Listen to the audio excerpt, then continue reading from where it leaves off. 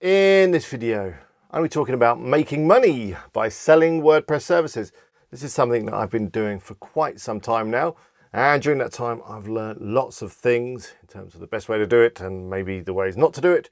And in this video, I'm going to be sharing with you all of my thoughts and tips on exactly how you should go out and sell these services, what kind of money you can make, how to find clients, how to sell it, all that stuff is going to be in this video, so let's go.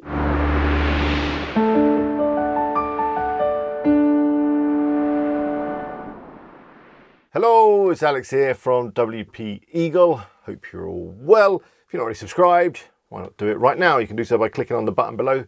Click the bell to be notified when I upload new videos. I try and upload every single week. So let's talk about selling WordPress services. If you have learnt a bit about WordPress, which hopefully you have by watching my channel, and you're able to set up a website with WordPress, then you're probably about ready to go and offer that service to other people that also might want a WordPress website. Now, I've been doing this for a good few years now, but when I first started, I wasn't really a WordPress expert as such. I had built a couple of sites and I had a kind of basic understanding of how to put a site together.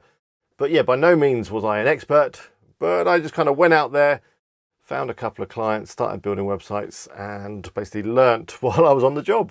So that's really my first point. You don't need to worry about your current level of knowledge when it comes to WordPress. If you've got a bit of an understanding, you can learn the rest as you go along. I mean, there's loads of great resources out on the internet, bit of trial and error, bit of help from plugin and theme developers, and you'll be just fine. Now, to give this video a little bit of structure, I've broken it down into 6 different parts.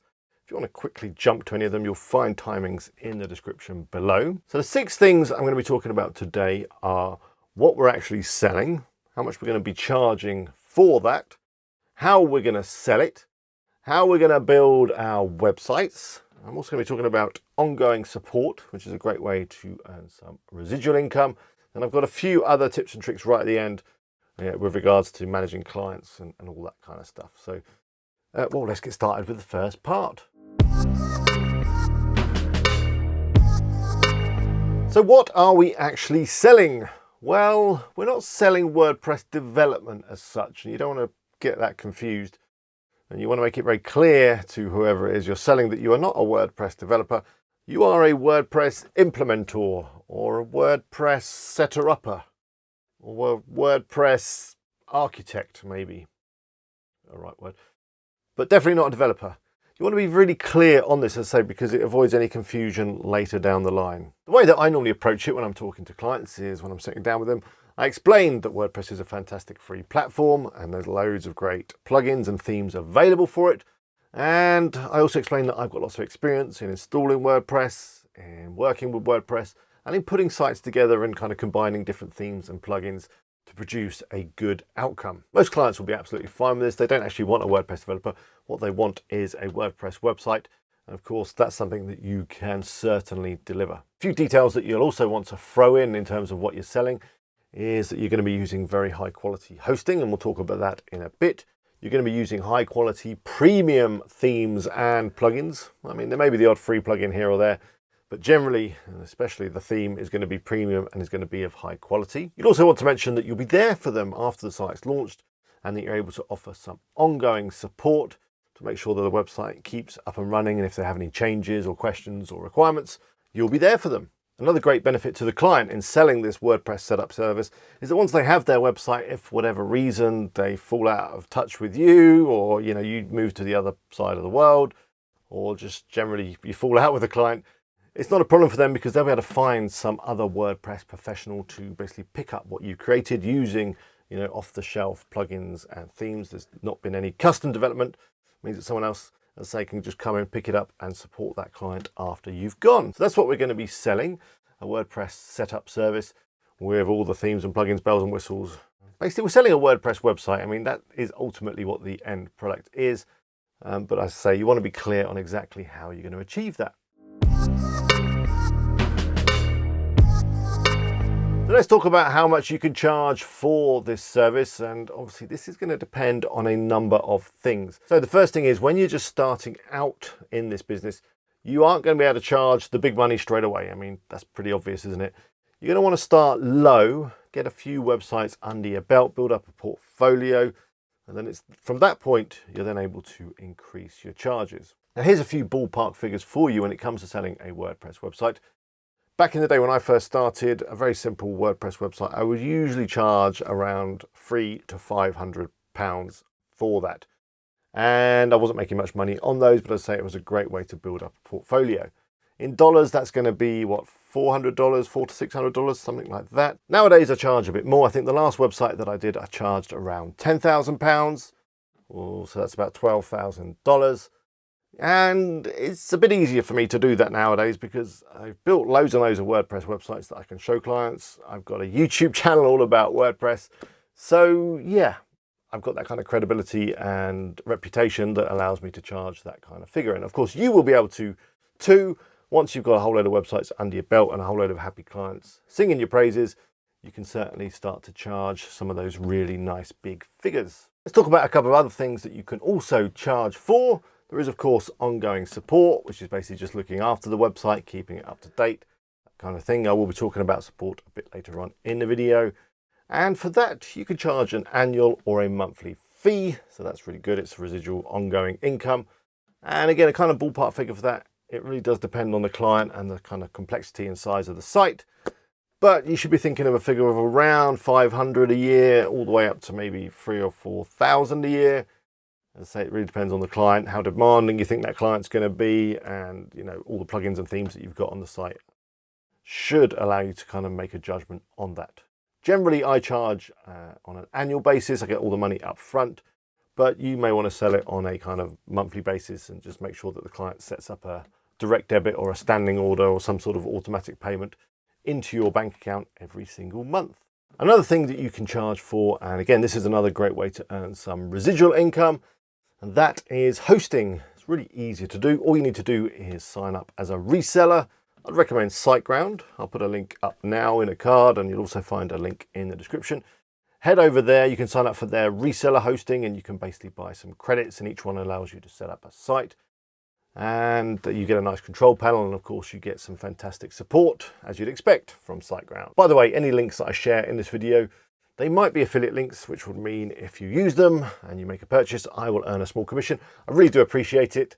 It helps me pay the bills and it helps me carry on making videos like this. Now, in terms of how much you want to charge for hosting, that really depends. I mean, you want to get an idea of how much other people are charging, do some research. But generally, the clients won't flinch too much in terms of pricing, especially if they're buying a full package from you, the site, the support and the hosting. You can kind of all bundle it together. And often earn some good money off the hosting. But yeah, hosting is a great way to make some extra money. Just a quick point when it comes to preparing a quote for a client, I would recommend that you don't itemize everything out in too much detail. So I wouldn't itemize out, plugins or themes. I would just kind of put it all together as a website creation project. You can obviously bullet point what's going to be included, but I wouldn't put individual prices for each thing. It just makes it easier and stops kind of any awkward questions or back and forth. So if you're going to be using premium themes, which I strongly recommend that you do, I wouldn't use free themes. And if you're going to be using premium plugins, just bundle them into the quote. Don't itemize them separately. One last point when it comes to charging for things, I'd recommend that you don't get involved in email services. Website hosting is one thing, but email services is a completely different thing. And yeah, best avoided in my opinion, because email is kind of business critical. It's very important to people. So if it stops working, if there's any problems, they are going to be blowing up your phone. They're going to be ringing you in the middle of the night and all sorts of things. It's just too much hassle for the money. So I would avoid email services. And the other thing I would avoid is domain names. I would encourage the client to keep hold of their domain name. Use, some kind of domain registrar like GoDaddy or Namecheap or Namester, and get them to buy their domain names, keep hold of them, and look after them in their own account. Again, it's something that's a little bit kind of business critical, and there's hardly any money in it, so it's just not worth touching. So let the client deal with the domain names and the email services. So let's talk about how you're actually going to sell this fantastic service that you're going to be offering. Now, before I talk about this in too much detail, I have got a whole load of videos on my other channel all about selling and business and all those kind of things. So you might want to go check them out. I'll put a link up in a card now. You'll also find all the links in the description, of course. But yeah, so selling, and this is something that a lot of people do worry about when it comes to setting up any kind of business really, is, I'm not a salesman. How am I going to sell? Well, it's not actually as hard as you might think. Selling is literally just trying to help people. Well, that's the way I see it. It's about talking to people, it's about asking questions, it's about finding out what problems they've been having. So maybe they've had a bad experience with other web designers or other web platforms. And basically, it's finding out what those problems are, and then it's addressing those problems with your solution. So as I say, one of the most important things about selling is listening to the client, taking on board what they've got, what their issues are, what their business is, their requirements, their needs, their problems, all that stuff, and then you kind of giving them a solution to help them fix all those problems. Now you might be thinking, okay, that's great, but how do I find people to sit in front of, people that want a website? Well, I've had some great success with networking events, and I'm sure there is some networking events in your town. Basically, just do some Google searches, I'm sure you'll find them. Networking events generally are breakfasts or lunches, or sometimes even evening engagements, and you basically get to go to one of these events and go into the room, meet a whole load of other business people and talk to them, swap cards and all that kind of thing. And yes, it's a great place to meet people. Now, networking is quite a slow process. A few tips on networking is when you go into a room, you're there just to basically make some connections. You're there to make some business friends, if you will. So that basically involves, again, listening and talking and asking questions and not trying to talk too much about yourself. One thing you do want to make sure that you don't do, and that is try and sell to people in the room. You're not there to sell, you're just there to make some connections. And obviously, hopefully people will ask you what you're all about and what your business is and what your services are, and then you have an opportunity to tell them. But yeah, do a lot of listening and a lot of talking and get to know people. And you might need to go to these events 3 or 4 times to start building up some really good connections. And then trust me, once you've got those connections, the business referrals will start to come. Another way to get some new potential clients is to do some websites for free. And I know, that sounds like a bit of a pain, but you've got to do these things when you're starting out. If you know some people, or you hear about some people that are after a new website, it might just be a local club or an organization, something like that, offer to create their website for free using WordPress. Of course, you could get some money for expenses in terms of hosting and that kind of stuff. But it's a great way of getting some websites under your belt, in your portfolio. And if you do a good job and you create a good site and you help them and all that kind of stuff, they will tell other people. And those people will probably tell other people, and then you'll start to get the business referrals coming in. So that brings me on to my last point with regards to selling WordPress services and getting more clients. And that basically is just do a good job. Just help your clients out. Just create good websites. Use good software. So use good themes and good plugins. Give your clients a great experience and just generally be there for them and be helpful and help them fix their problems. And then they will tell their friends and their business associates, and those in turn will tell other people, and then you will start to get some great business referrals coming in. Now, I generate all of my clients through referral, so yeah, it works really well for me. I just try and do my best, try and look after my clients, and they then end up talking about it, and yeah, referrals come. So let's talk about actually building the sites. You've sold a few and now it's time to build them. So I'm not going to go into too much detail because I've got loads of other videos on the channel around creating the actual site, but I just want to give you a few pointers on this. So my first tip is always build on your hosting. So as I mentioned at the start, you can sell hosting using a reseller package like the one that I recommended from SiteGround. I would always recommend that you do this. I wouldn't use the client's hosting because if there's any problems, you get in a situation where there's a lot of back and forth between you and the hosting company, and the hosting company is saying it's your fault, and you're saying no, there's a problem with the hosting, and the client's going, what's going on? There's a problem. Who's going to fix it? And yeah, it just becomes difficult. So if you've got the hosting under your control and it's your hosting, then the buck stops with you. You're then able to get everything sorted. You can obviously deal with the hosting company, whether it be SiteGround. They'll give you some good support, and you can get problems fixed, and it's a lot easier. It doesn't make you look bad. The client's happy. Everyone's happy. My next tip is to use a premium theme. Do not use free themes when you're doing commercial projects for clients. Use a really high quality premium theme. That way, if there is any problems with it, you can get support from the developers. It'll be regularly updated with security fixes and extra features. And you'll just generally find it a lot easier if you use a premium theme. Speaking of premium themes, I recommend that you choose a nice versatile theme that allows you to do lots of things. That way you can learn it and then you can use it for all of your client sites, and they'll all look completely different because you've got such a fantastic versatile theme. Some examples of this would be any theme that uses Elementor really well, so something like Astra WP or Ocean WP. They're both good themes that use Elementor and can be used for all sorts of different sites. You might want to look at Xtheme, which uses the Cornerstone page builder. That's okay, it's a little bit complicated, but you can create some good sites.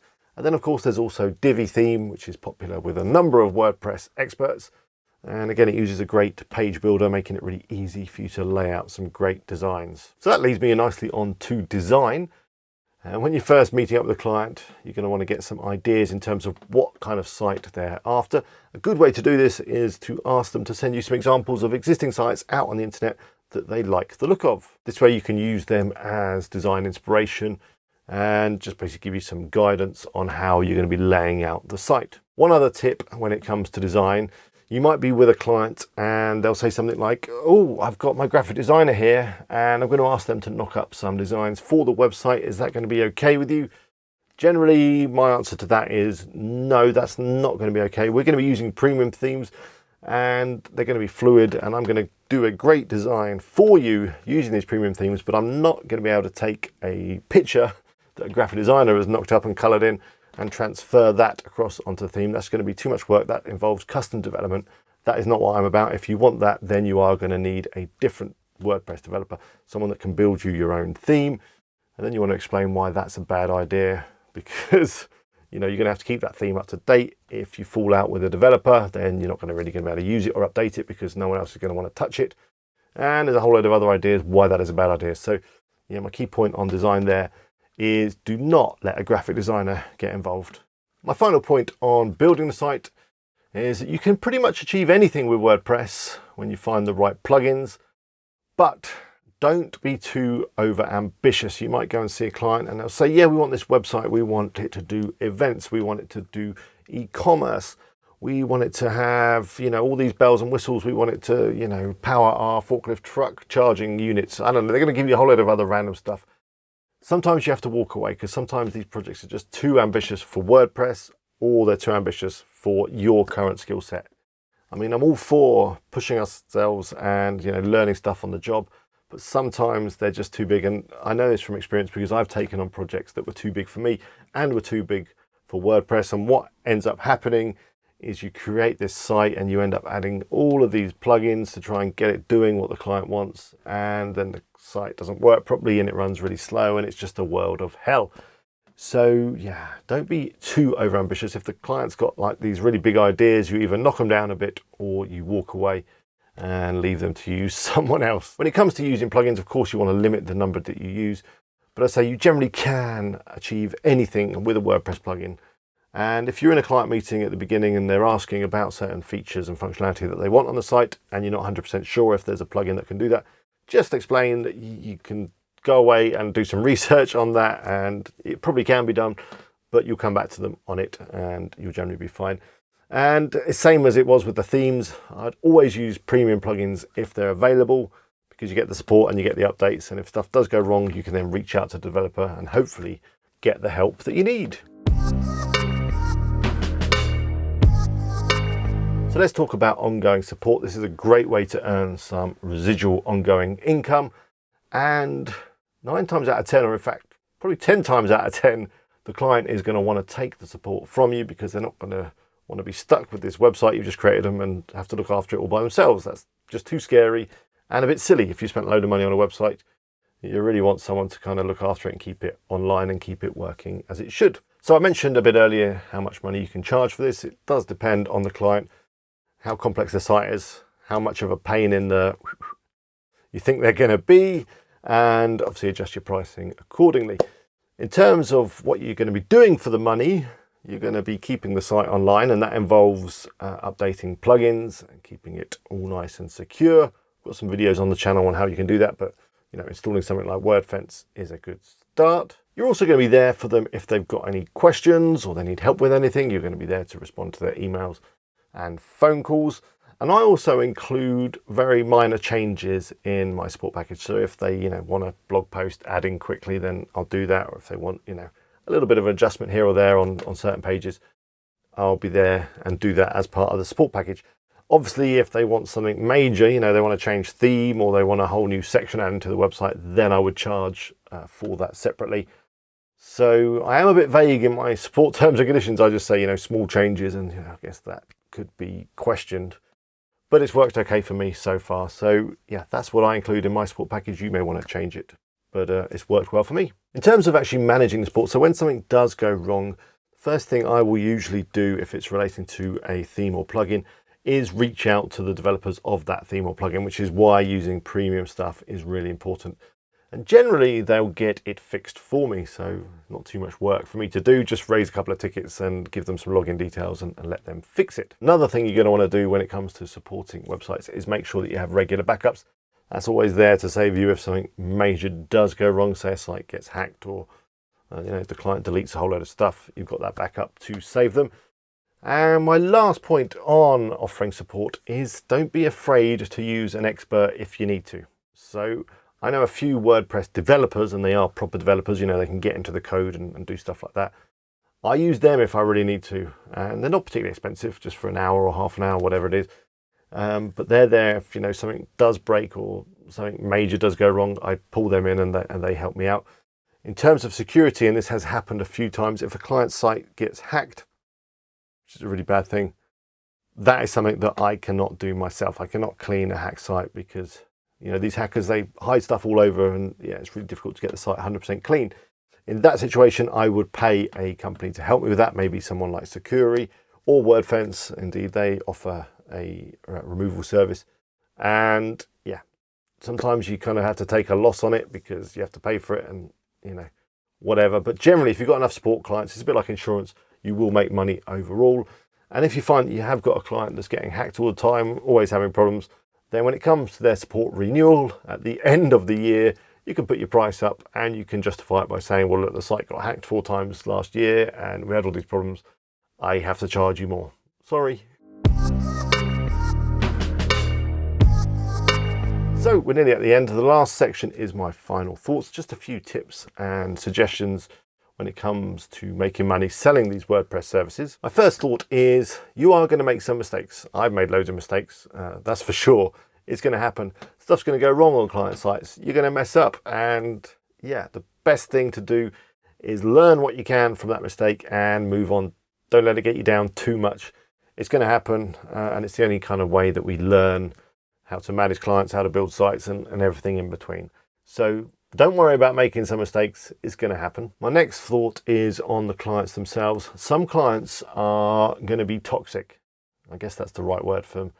They are going to sap all of your energy and take up all of your time and probably give you the least amount of money for that time. I've had clients like this. I think everyone in business has had clients like this, and those clients, they need to go. Simple as that. You have to sometimes fire a client, and that can be difficult sometimes. But generally, the best way to do it, I find, is when you get to the end of a support agreement, because that's probably the only time you can do it, especially if they've paid up for a year. Unless it gets really bad, in which case you just have to kind of give them their money back or whatever and just say, look, go away. But generally, you can normally wait till the end of the support agreement, and that's the time that you raise it. You either say, look, I'm not doing this anymore, or I'm winding down and I can't help you anymore. Ideally, you want to find another WordPress person that you could maybe refer them to and say, oh, John over here, he'll be able to help you out. That's one good way of getting rid of them. Another way is just to simply ramp up the price so that it becomes ridiculous for them to renew. Or if they do renew, then it's not so bad anyway because they're paying loads of money. But be careful with this because I've tried it in the past. I've put the price up and the client hasn't actually gone. They have just renewed, and I've still hated it, and they've still been toxic, and it's still not been worth the money. So if you are going to do that, make sure that you raise the price enough to really scare them off. The other thing I will just stress again is what I said in the last section, is that some projects are going to be just too big and ambitious. Do avoid them. Don't try and go for them. If you think it's going to take 30 or 40 plugins to achieve what you need, then don't touch that project. It's not going to work. It's going to be a headache and you're going to hate it. So avoid the really ambitious projects. So the final thing I'm going to leave you with is once you get to a point where you have delivered some great sites you've got a few nice clients in your portfolio and they're all happy and you're getting referrals, make sure that you are charging what you're worth. This is a problem that I've seen a number of times, especially in the technology space, where people don't charge what they really should be charging. They think that people buy on price, which people don't really. People very rarely buy a service on price. They're going to be looking at lots of other things in order to make their decision. So make sure that you're charging what you're worth. And when you have been doing it a few years and you have been making some really good sites, you should be into the 4 figures for websites at least, and possibly even 5 figures for a site. That's completely normal for a really, really good WordPress person. So just make sure that you're doing that, and well, I wish you the best of luck with your endeavors when it comes to setting up WordPress services. I am here to help you and answer your questions. Do leave your comments and questions below. I do read all the comments that I get. I'll do my best to reply to as many as I possibly can. So we're at the end of this video. If you're not already subscribed, I'm sure that you are. But if you're not, do click on the eagle up there. Make sure you click the bell. Do check out my vlog channel. As I said, it's full of business type videos and selling videos and all that kind of stuff. I think you're going to like it. And there's a couple of other videos chosen specially for you. I hope you enjoy them. Until next time, bye for now.